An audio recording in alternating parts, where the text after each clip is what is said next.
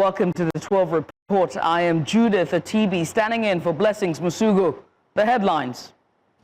Academic Staff Union of Universities suspends 2-week warning strike, gives the federal government a 1-month window to meet its demands. Goods worth millions are lost as fire razes shops at Alaba International Market in Lagos. And 63 killed in deadly collision involving multiple vehicles on major highway in Uganda. As usual, we have our reporters stationed in different parts of the country and outside of Nigeria. In the capital, we have Joshua Marayi and Bettina Unweli. Victor Umbadike joins me live from Lagos. Austin Azu is in South Delta State, and Afia Hagen joins me from London. We've got the details in a moment. Let's get started.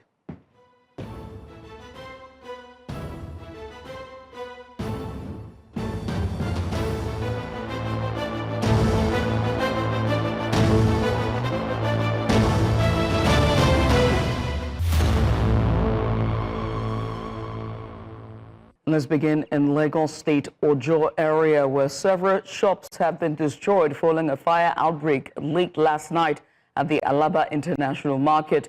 Now, we understand that several shops housing goods worth millions of naira have been destroyed. We're now joined by our correspondent Victor Mbadike, who is live at the scene. Victor, if you can hear me, a very good afternoon to you. Sad news coming out of Alaba. What's the situation there this morning? Inside a warehouse, this used to be a warehouse. The house, the furniture is basically, we understand that the owner of this place just, his goods was just about him just about last week. About 40-feet container of office chairs all have gone to the ground. Let me give an example. Look at that. This used to be a very beautiful, office or warehouse, that had these office chairs that you can see. It's not in rubbles, as a matter of fact, and we understand that for the number of chairs here, it's worth about not less than 80 million naira. And if you go through the other side, just the exit of this place, the other side of the warehouse, we also told that it's a house of furniture as well. That about 140-feet container had also offloaded, goods in that particular warehouse, totaling about 120 or even more million naira, all of which has also gone down to the ground. This incident happened last night. While a lot of football fans were watching, the Champions League at the time, and what started, mildly in some places, snowballed into something that quite devastating, because a lot of them would really love to speak, but the pain at which the pain really would not even make them to speak as much as they really would want to. So the fire started as late as probably 8 in the night, when most people were, going back to their houses from their offices. And we did understand that the firefighters actually came down here to do the much they can. But again, some persons would say that they did better because the firefighters didn't even have water or didn't have the chemicals, to quench the fire, as expected. Because if they had really done most of their job, maybe the fire would not have, destroyed as much goods as here so far. We do have the chairman of the Alaba Drive and Environs who would like to give us details exactly. But you must know that several millions have been destroyed there. About 2-3 warehouses and more so a law office that house several documents have also gone down the drain. We have the chairman here who would like to speak to us. Mr. Chairman, would you like to speak to us very quickly, sir, please? Mr. Chairman, so please tell us, give us your name very quickly and tell us what's the impact of these fire, how much impact has it devastated your shops, the warehouses here, and the people who own this place? Yeah, my name is Mr. Udoka Okechukwu Nwankwo. I'm the chairman of Volodymyr Drive and Environs Traders Association. I'm here to represent my members. My members are using here as a warehouse. This side and the other side, the young man just offloaded a 40-feet container last week of a detergent truck, which you can see the particles here. And yesterday evening, I was called around about 20 minutes to 8 when I just got to the house to take my dinner. Then called me that there's a fire here, and I told them to quickly rush down to fire service because it's about 3 or 5 buildings away from here. at Ojo here. They went and called the fire service men, and they came in. They tried their best to be able to control it to this extent. If not for their effort, the something would have been worse than this. But we commend the fire service. They did well. May God bless them. They tried all their best. Even we also commended the Nigeria police. The DPO herself was here, and the DCO and some of his men. They were here till after 12 a.m. yesterday. So they were here making sure that everything is secured. All the security agents, they gave us their best support to make sure that the fire was quenched. And we give God the glory. Thank God that no life was lost. Rather, what we lost was our goods. So, Mr. Walker, could you tell us, were you giving details about exactly what caused the fire or where it started from? Again, what's next for you and your members? Okay, the fire started up here. I cannot ascertain what really caused the fire, but we know that it started from the last floor here. That's where it started. So I cannot just say this is what caused it. So, but we are still trying to search what was the cause of the fire, but we have not found out yet. So, what is the next plan for you and your team? What is the next? Actually, we are seeking for government intervention, for government to come and rescue us, because we lost a lot of money here. You can see the particles of goods that was burnt down here. The young man offloaded it last week, a 40-footer container, and already has this place filled up with the goods. As of moment now, we are counting losses of over 120 million in this very session. The other side, about 2 weeks ago, the man offloaded the 40-footer container and 20-footer container of Royal Turkish sofa, which one set goes for about 18 to 20 million, and the one 40-footer container about 18 sets. The other one contains 9 sets. So you can check the amount of money my people are lost in, and the money we are using to trade is bank money, not our personal money, because we take loan from bank and we pay. Even the man that had this place, he still owing the agent some of 10 million out of 16 million they used in clear the goods. He only gave him 6 million. He's owing him 10 million. So we don't know where all this money will come from. That's why we are seeking for government support so that they can come to our rescue, because we can see that the country is so hard now. It's not easy. We are surviving by God's grace. Even the young man couldn't even stand here. Right now he's in his home resting. He couldn't stand. He said that he cannot come now and stand here because of the pressure in his body. So we told him to take care of himself first. All right, thank you so much, Mr. Hinwanko. So, Judy, that's the reality of, you did hear the figures from Mr. Hinwanko himself. That's a lot of money gone down the drain. Whether or not, of course, they are seeking government intervention as well to see how much they can help, solve the situation. We cannot exactly say what caused the fire, but from the authorities who met on ground, they say they are still trying to, carry out joint investigations. But right now, Judith, as you can see clearly around me, the fire has gone down completely. So what is left are just the rubbles or the remains of what used to be a very beautiful set of chairs here, for instance. So this is just a drive-by into Alaba International Market itself. So you can imagine if this actually happened right at the main market itself, how much devastation that would have caused. But as it is right now, we do not have any rescue authority here at the moment. So what we have, or what you can see around, are just victims who are trying to gather courage and save what they can as much as they can right here at the Alaba International Market. Judith. Victor, thank you. Appreciate you for that update. Victor Mbadike there in Lagos, covering the fire outbreak that happened at the Alaba International Market.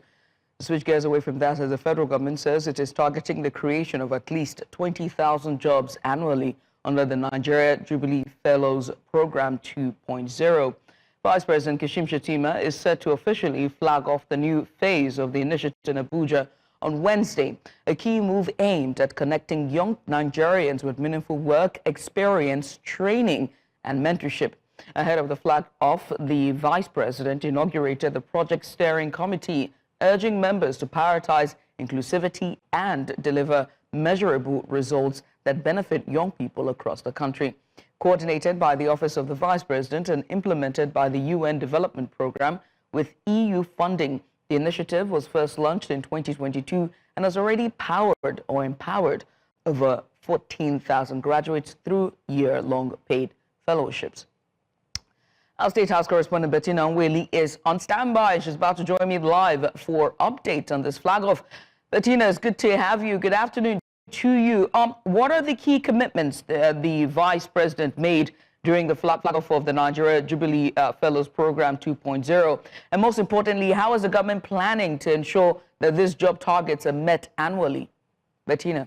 Right, Judith, I can't hear you, but about the NJFP, we are still expecting the Vice President to speak on the flag off inauguration happening right now at the State House first hall. But I'll give you a brief about what the program is about. Now, this program started in 2021, 4 years ago. They launched the 1.0, and today we are flagging up the 2.0. Now, the aim of the federal government is to make sure that at least 20,000 jobs are available for graduates who are looking to expand their horizon and to further their career. Now, the Jubilee program is the federal government initiative funded by the European Union and implemented in partnership with the UN to address the unemployment challenge by connecting talented Nigerian graduates with job placement opportunities in most organizations across the countries. Now, what this does is that it offers experiences for these graduates and builds skills and prepares them for the workforce of the future. All right. Bettina Nweli there, correspondent live from Abuja. Still on education and empowerment, the Academic Staff Union of Universities, ASU, in Nigeria has suspended its 2-week warning strike, granting the federal government a 1-month window to meet its demands. The union had initiated the strike to press for the implementation of agreements on university administration that have long been stalled. The ASU president, Professor Christopher Piwana, announced the suspension of a press briefing in Abuja on Wednesday, emphasizing the need for constructive dialogue during this period. The suspension offers the government a critical opportunity to address issues affecting the academic sector, including funding, salaries, and infrastructure. Still on education, academic activities have been paralyzed at the Delta State Polytechnic and at Agwashi Oko following a 2-week warning strike embarked upon by the Academic Staff Union of Polytechnics, ASUP, and the institution. Now, the strike declared at the chapter congress held at the main campus of the Polytechnic, among other resolutions, seeks to restore smooth sailing academic activities. Joining us is News Central's Austin Azu, who is on standby to provide more insight into the industrial action declared by the association. Austin, what updates can you tell us at this time? What is happening with the academic year and, most importantly, the students?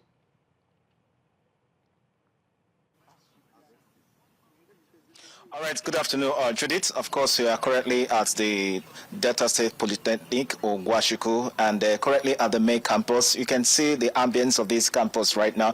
You can see that the place is quite calm. Before now, this place happens to be bubbling with students, but because of the resolution of the branch here yesterday, the Congress, where they declared a 2-week warning strike, so the place is grounded at the moment. There are no more students at the campus. The little we can see are students who are just coming to do one or two things. Probably they just want to read and so on and so forth. And we equally have academic staff who are still hanging around doing their duties as well. But however, we have the branch chairman of ASUP here in Ogwashiku. That's Dr. Michael Oganaya. Please, sorry for the pronunciation of the name. All right, okay, bring us to speed. What really happened? Why did you guys declare the 2-week warning strike?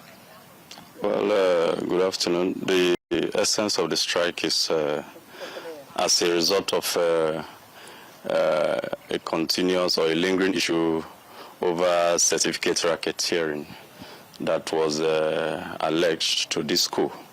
And for over 8 months now, going to 9 months, there's no resolution yet. We are aware that there have been committees and committees looking into this issue, but the position of the ASUP is for image denting.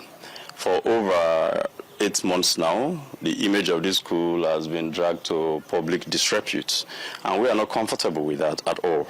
Most of our students are being denied their supposed recognition as a result of their certificate being seen as forgery. And medias have been writing and fixing on this school, and which is not proper for us. As I speak with you, most students are not comfortable to apply for this school again over the racketeering issue. And the way it was handled, we felt they jumped the gun, due process was not followed, and some principal officers were suspended. But we are not actually saying that verifications or what I would call findings should not be carried out, or they should not come and make a detailed investigation over what has happened. But what we're saying is that this has taken so long. Justice delayed is almost denied. This is a public institution. We as the academic staff are no longer proud to identify with other colleagues out there that we work here or we lecture here. And we are telling government, come into this matter and resolve this crisis. There are other internal mechanisms on how issues can be resolved without blowing it out of proportion. Any school can have forged. Somebody can forge a certificate or a result in the name of a school. I attended University of Nigeria and Soka. People can still forge certificates. All my degrees are from UNN. I don't believe in forgery. I'm not supporting forgery. But what I'm saying, why this investigation is going on, clear the air. Save the image of this school before it is completely damaged. Because when it is completely damaged, you can't rectify, you can't redeem it again. So we are saying that various committees and their reports should come to bear.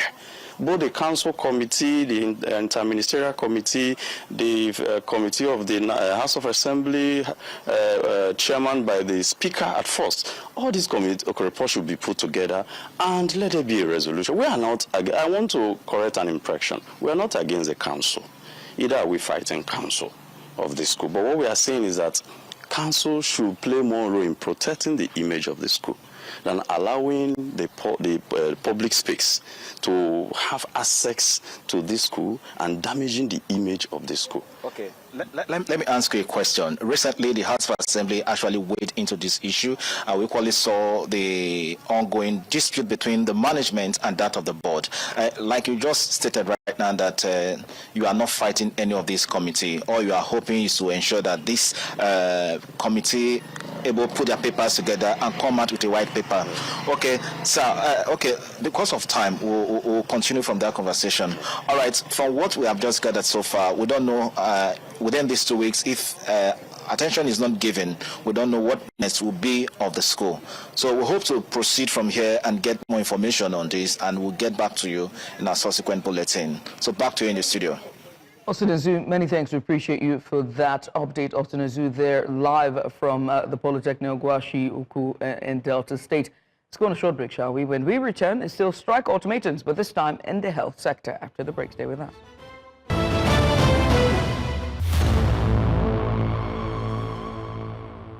And we'll continue with the 12 report. The 2025 Annual Directors Conference of the Chartered Institute of Directors Nigeria has officially opened in Abuja.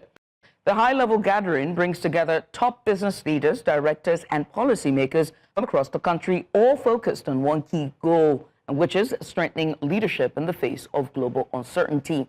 Now, this year's theme centers on resilience and strategic foresight as organizations navigate shifting economic trends, geopolitical tensions, and rapid technological change. The conference is expected to feature keynote speeches, panel discussions, and networking sessions aimed at equipping directors with the tools to future-proof their organizations. Stakeholders say the event could play a critical role in shaping Nigeria's corporate governance landscape for the year ahead. Our correspondent is at the venue of the conference, Joshua Marai. He joins me live now from the capital, Abuja. Joshua, the event started today, but what are the key takeaways so far? Of course. Good afternoon to you, Judith. It is the annual Directors Conference holding in Abuja, of course, and you know that this conference is being hosted by the Chartered Institute of Directors Nigeria, and it is happening here at the Abuja Continental. Earlier on, we had the Minister of Budget and National Planning, that is the President of Atiku Bagudu, who represented the President and gave an address to some of the directors who were present as he was speaking. And he said that, of course, reforms will be implemented in Nigeria, but it cannot be a one-way thing. It has to come with active participation by enterprises as well as corporation.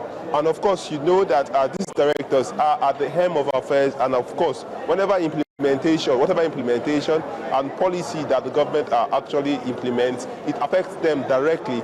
And these persons who are here today are expected to translate these into actionable solutions and in a way cope up with the shifting economic grounds. Of course, you know that these reforms have a couple of impact on the economy, and it is expected that these same persons who are here, that is the director in question, are at the helm of affairs and decision making at their various companies. So this is some sort of an interface between government, that's the public sector, and the private sector.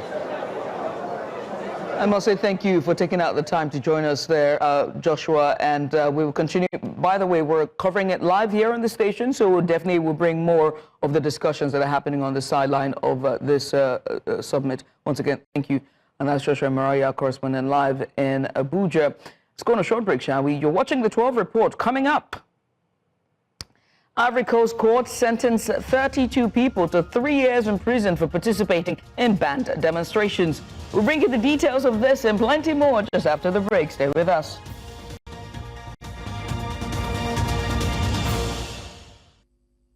Welcome back.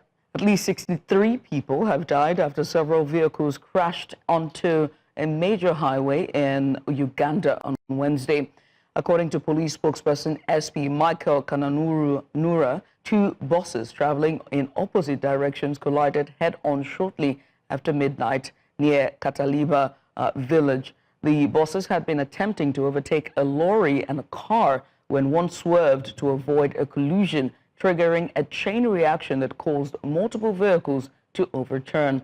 Several passengers were injured and rushed to Karadongo Hospital. Police have launched an investigation and urge motorists to avoid dangerous overtaking, a leading cause of crashes in Uganda. The authorities extended condolences to the families, families of the victims. We bring in our correspondent who is live to bring us more update on this. Tumbwa Bezi Godfrey joins us now. Tumbwa, tell me, what's the latest with this accident? Yes, indeed, a very good afternoon. I'm coming to you live from Kampala, Uganda. Ugandans woke up to a very sad news of 63 people who perished in a fatal accident last night. The accident occurred at around 15 minutes past midnight alongside Kataleva village near Asiri Farm alongside Kampala Gulu Highway. As I talk now, 63 people have been confirmed dead, and that accident was involved by 2 buses and 2 small cars. One that was coming from Kampala heading to Gulu, and another one coming from Gulu heading to Kampala. According to the reports, all the people who are around, he said that one that was coming, or the driver that was coming from Kampala heading to Gulu, was trying to overtake another one who was coming from the opposite side. They ended up colliding, and alongside the way, there was also small cars from both sides. They also got involved in an accident that caused 63 people to die. But up to now, police is still investigating to see if they can, or there are other people, who may have got involved in an accident. But still, what I can confirm, the number of people who have confirmed dead, there are 63 people. Other people who got injuries were rushed to nearby hospitals like Chibyandongo and other hospitals who were around for an emergency. What I can tell you that according to the reports, the causes of accident mainly in Uganda, they are mostly caused by sample loads and overspeeding, especially those drivers who usually drive long routes. They don't get enough time to rest, but they end up driving long distance, yet sometimes they are required to get some rest. That's why most of the accidents are common in Uganda. More reports will be coming in as the police continues to give us updates about an accident. My name is Godfrey Members, coming live from Kampala, Uganda. And thanks to Godfrey there for that update. Switching gears from Uganda to Cameroon, tensions are rising in the country as the country awaits the official results of the presidential election expected to be announced tomorrow, Thursday, by the Constitutional Council. It's been more than a week since voters went to the polls on October 12th. Since then, demonstrations have broken out in at least 3 cities, with protesters demanding that polling station results be fully respected. In Garua, the northern stronghold of opposition candidate Isa Chiroma Bakari, clashes between demonstrators and security forces have left at least 1 person dead. Calls are growing for transparency and electoral integrity, while authorities in several cities, including the economic capital, Douala, have taken preemptive measures, closing schools and restricting motorcycle movement today and tomorrow.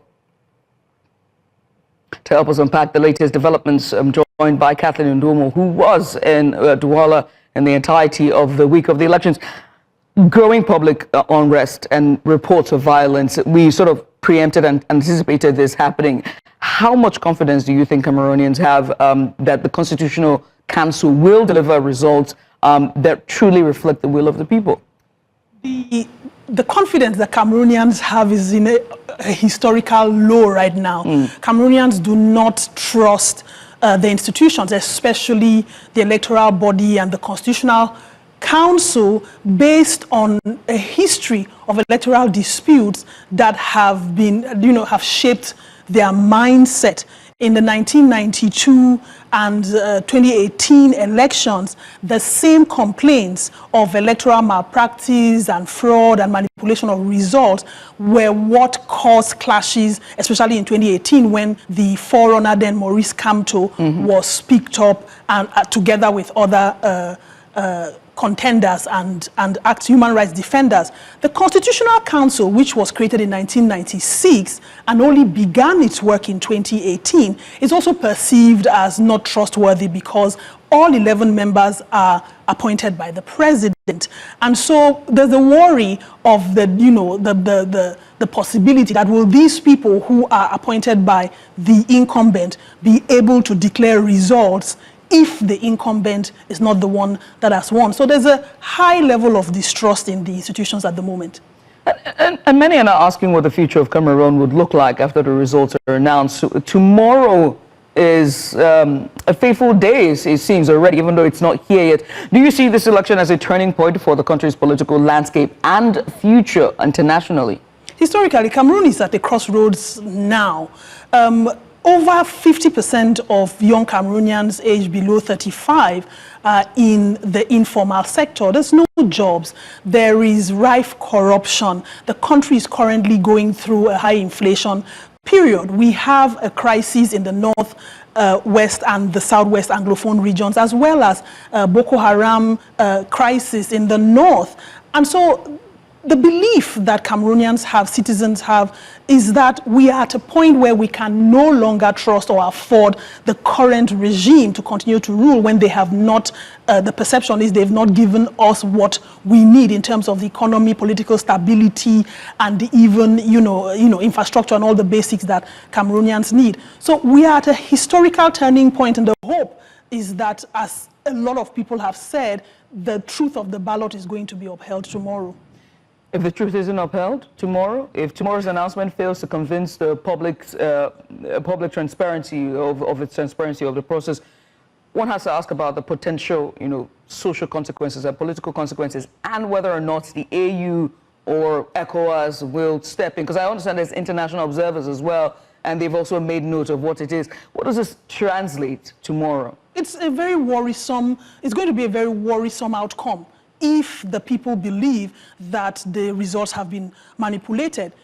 There is potential of crisis exacerbating. We currently have a secessionist movement, and because the front runner is from the north, there is a potential that you will have another secessionist movement in the north. So a split of the country is not what anybody needs, but given the clashes with security forces and the will of the people being pushing for their will, the possibility is that socioeconomically, if Cameroon does not get the results that we wish, the country might go down in a crisis that it would be very difficult to turn around from. Right, and then just looking at all that's happening in West Africa, and especially the radicalization of all these other states, Mali, Gabon, one has to, and even Guinea, I think, one has to be concerned about now. I mean, you rightfully put this in a crossfire. I must say thank you, Kathleen Dumo.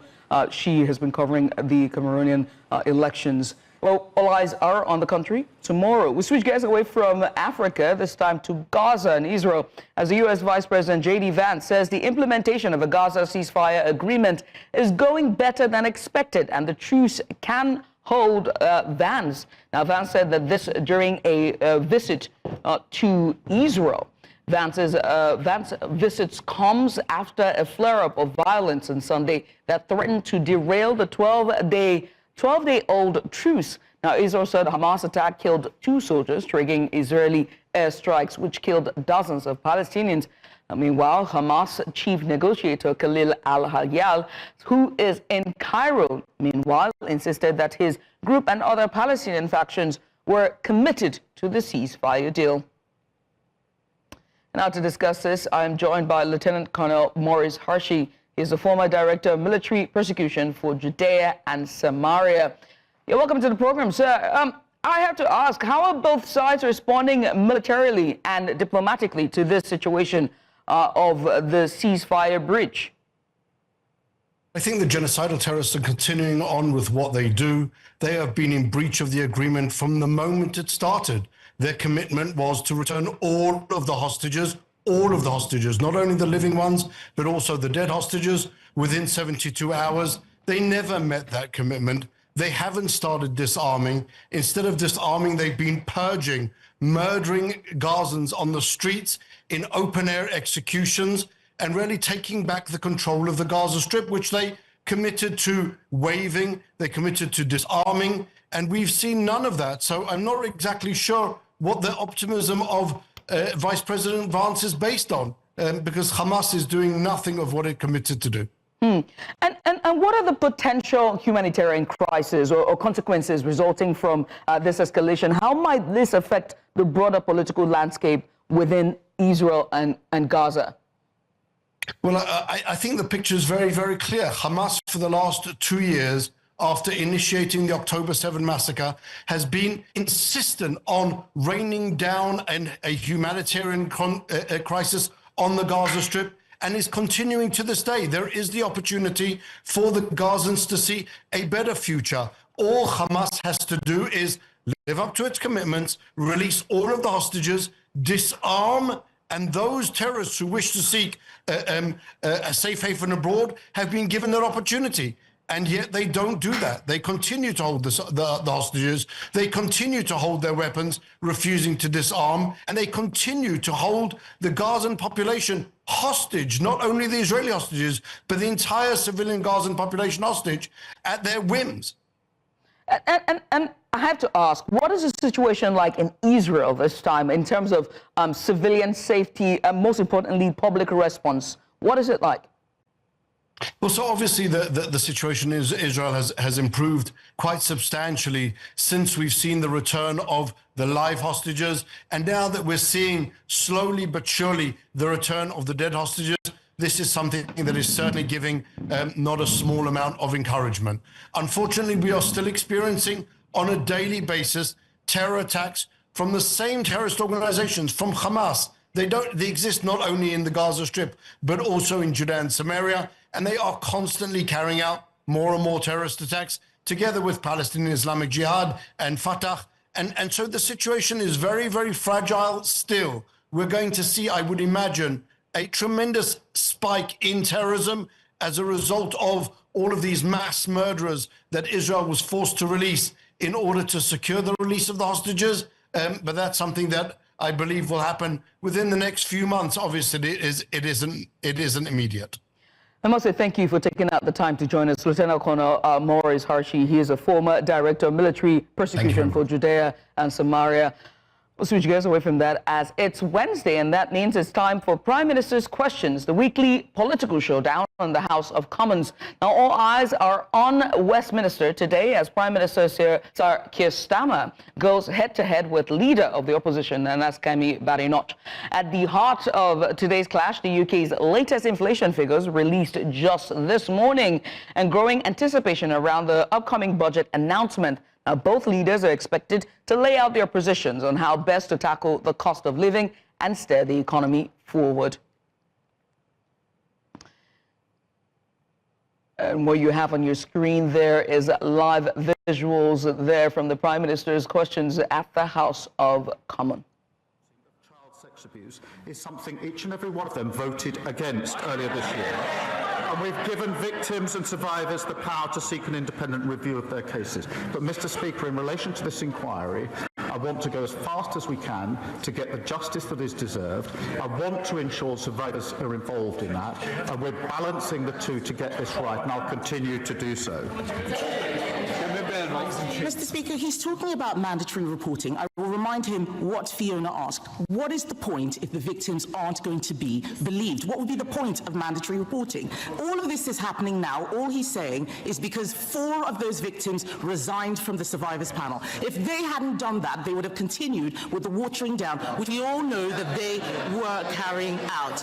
So yes, the victims are right to be worried. He also talked about looking for a chair. It has been 10 months since we first called for a national inquiry. 10 months. It is shocking that they still do not have a chair. One of the final 2 candidates, Mr. Speaker, has pulled out, leaving a former police officer that the victims don't want. What they do want is a judge. They deserve a judge.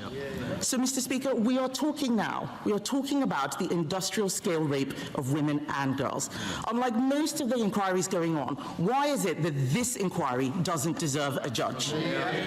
Prime Minister. Can I answer that? It's a serious point, Mr. Speaker, because whether it should be Judge Les was looked at by Louise Casey, and she decided against that for a reason, and her reasons were twofold. I'll spell them out.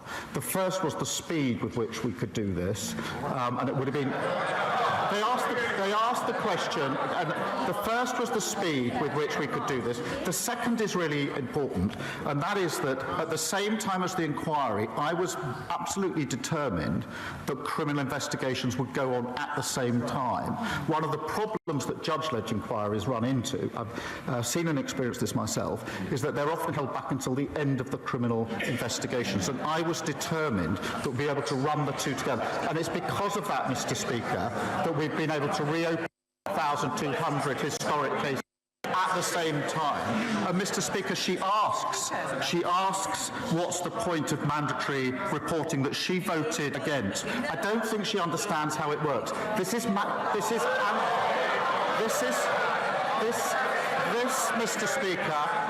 Mr. Speaker, is mandatory reporting of those that have had allegations made to them, and there's clear enough evidence they've then not passed that on. That is a fundamental problem in the system. That is why we've changed the law. They should hang their heads in shame for having voted against that vital protection.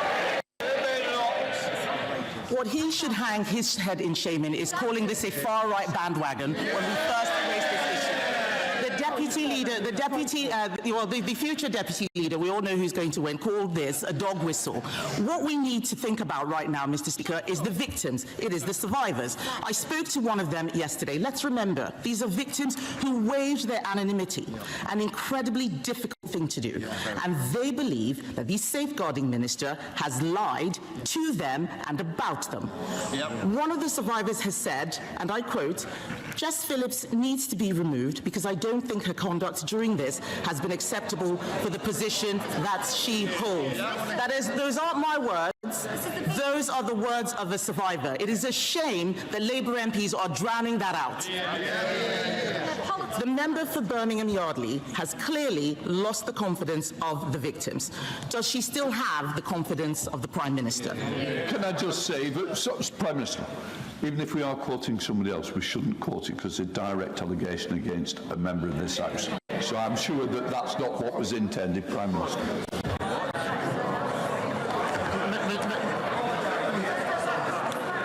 Mr. Speaker, I respect the views of all the survivors, and there are different views. I accept that. But the safeguarding minister, I think, has probably more experience than any other person in this House in dealing with violence against women and girls. Alongside her will be Louise Casey. These two individuals, Mr. Speaker, have spent decades standing up for those who have been abused and sexually exploited. And I absolutely think they're the right people to take this forward. Mr. Speaker, she doesn't have more experience than the survivors. The fact fact is, just a few weeks ago, he was standing there telling us he had full confidence in the best friend of a convicted paedophile. So it is no surprise that people have no confidence in what he is saying. The victims have said that she should be sacked. We on this side of the House believe that she should be sacked. And that's scenes there from the House of Commons in the United Kingdom during the Prime Minister's questions.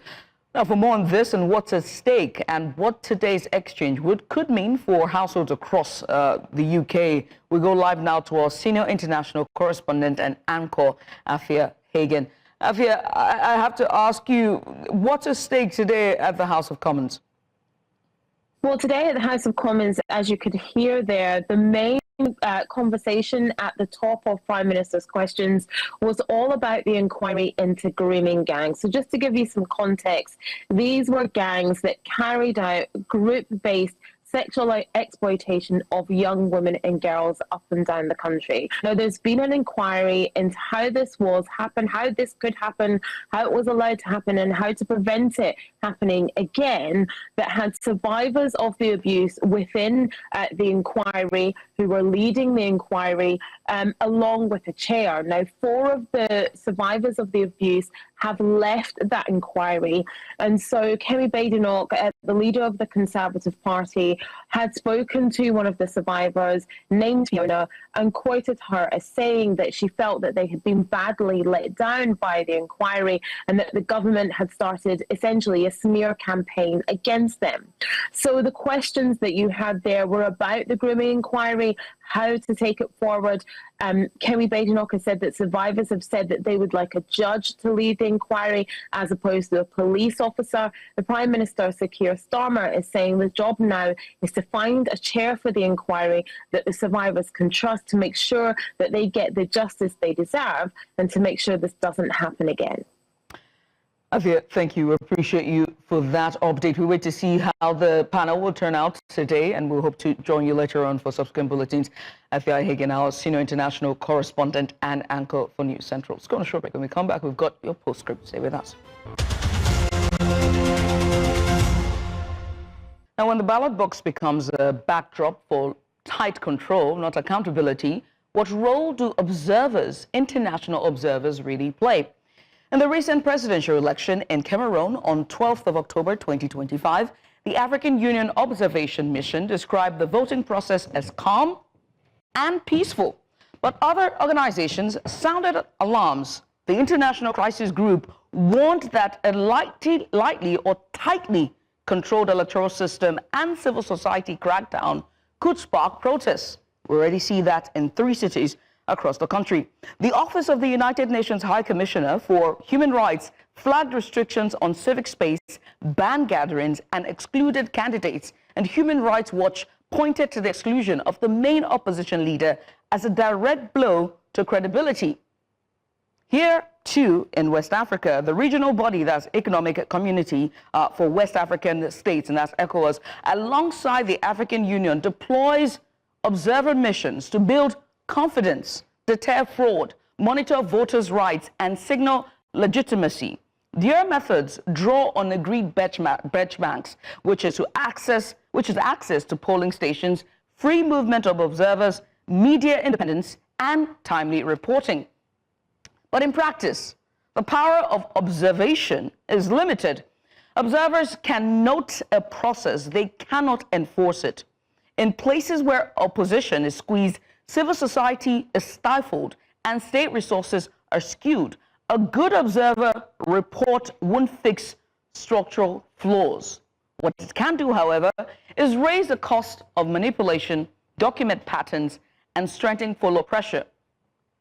So when an election looks smooth on the surface, the key question always remains: did citizens genuinely choose, or were they simply allowed to vote? In the end, observation, it might help, but the real test of democracy lies in whether power accepts the verdict, and that is the will of the people. And that is your postscript for today. You can always do that on the WhatsApp number now showing up on the screen. And while you're at it, make sure to follow us on social media. We're at News Central TV on every social media platform. You can always watch News Central live on DSTV channel 422. We're on GoTV channel 23. Find us on Star Times channel 274. We're also on Apple TV and you can stream us live on YouTube. Many thanks for watching. I am Judith, the TV.